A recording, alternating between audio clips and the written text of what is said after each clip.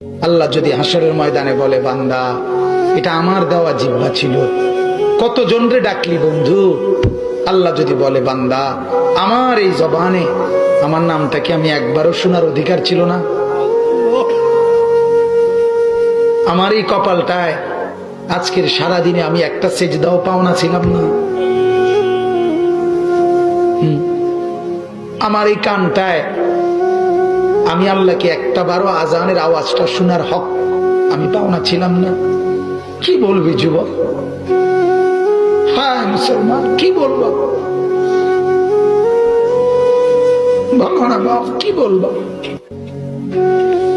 এক মা যদি বলে, মা তার পাষাণ ছেলেকেও যদি মা বলে, এরে বাপ 9টা মাস তোরে পেটে ধরছি রে বাপ, 2টা বছর তোরে বুকের দুধ খাওয়াইছি বাপ, বিনিময়ে তুই আজকে আমার মতো মা রে ভুলে গেলি বাপ, কেমনে রে সহ্য করলি?